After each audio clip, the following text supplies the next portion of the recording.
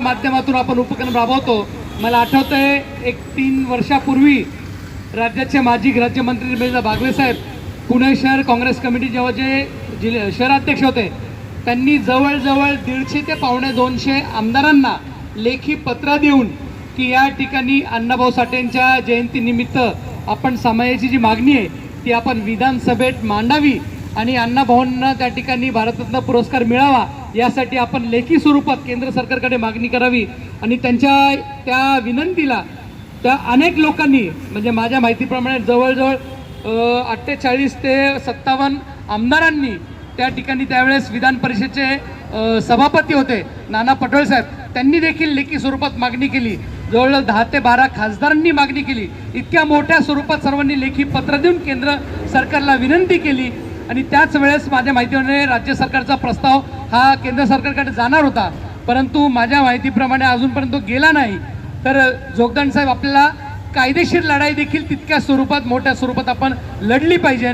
म्हणून अडसुळते असतील सगळे प्रमुख मान्यवर माझी विनंती आहे की आपण राज्य सरकारवर तो दबावगट निर्माण करून विविध संघटनेचे विविध लोकप्रतिनिधींना त्या ठिकाणी सांगून की आम्ही तर त्या ठिकाणी रस्त्यावरची लढाई लढतोय, पण विधान भवनातली आतली लढाई विधिमंडळाची ती आपण त्या ठिकाणी लढून आपण तो प्रस्ताव कसा केंद्र सरकारकडे जाईल आणि तो कसा मान्य होईल याच्यासाठी आपण प्रयत्न करावा।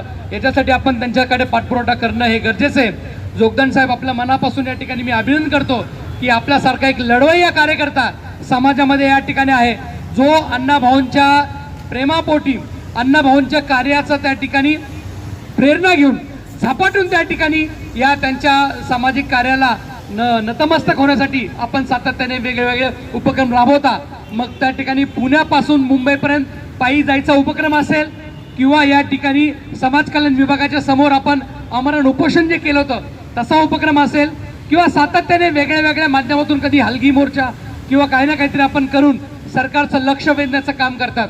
परंतु आपण जसं सांगितलं की आपण बाबासाहेबांचे त्या ठिकाणी अन्वयी आहोत, आपण त्या ठिकाणी संविधानाला मानणारे कार्यकर्ते आहोत, आपण अहिंसेच्या माध्यमातून महात्माजींच्या अहिंसेच्या मार्गातून काम करणारे आपण कार्यकर्ते आहोत। पण हे करत असताना सामाजिक जाण ठेवून आपण काम करत असताना आपण छत्रपती शिवाजी महाराजांचे मावळे आहोत हे देखील आपण तर विसरता कामा नये। आपण त्या ठिकाणी लहुजी वस्तांचे तालमीतले पट्टे आहोत, तसंच त्या ठिकाणी वेगवेगळ्या प्रसंगी भगत सिंगाचा आदर्श घेऊन देखील आपण काम करणारे या ठिकाणी सामाजिक कार्यकर्ते आहोत। याची जाण प्रशासनाने ठेवली पाहिजे। मातंग समाजाचा युवक हा त्या ठिकाणी शांततेने आपल्याकडे या मागणी सातत्याने करत असतो, त्या ठिकाणी कुठल्या तरी युवकाचा उपोषण करताना जीव जाऊ नये याची भान सरकारने आणि प्रशासनाने ठेवली पाहिजे। म्हणून आमच्या या मागणीचा आपण गांभीर्यपूर्वक विचार करून तातडीने सरकारकडे आमची भावना या प्रशासनाच्या माध्यमातून पोहोचवल्या जाईल अशी आपण अपेक्षा व्यक्त करूयात। आणि पुन्हा एकदा विनंती करतो, रस्त्यावरची लढाई लढत असताना आपण त्या ठिकाणी केंद्रातील आपल्या विधिमंडळातील ती देखील लढाई आपण आपल्या सर्व लोकप्रतिनिधींच्या माध्यमातून विविध संघटनेच्या माध्यमातून आपण त्या ठिकाणी आपण करावी। या ठिकाणी पुणे शहर जिल्हा मातंग समाजाचे स्वागत अध्यक्ष आणि सचिव दोघंही उपस्थित आहेत, त्यांच्यासोबत अनेक पदाधिकारी उपस्थित। माझी विनंती राहील की या वर्षी जयंती महोत्सवाच्या माध्यमातून विविध कार्यक्रम जे आपण आयोजित करणार आहे त्यांच्या माध्यमातून देखील विविध संघटनेचं आपण पत्रक आपण कसं शासनाकडे पोहोचवता येईल किंवा आलेल्या मान्यवरांच्या माध्यमातून गेले 30 वर्ष झालं लढत आहे आणि त्याच मातंग एकता आंदोलनाचा पुणे जिल्हा उपाध्यक्ष म्हणून गेले 3 वर्ष झाले मी या ठिकाणी काम करत आहे।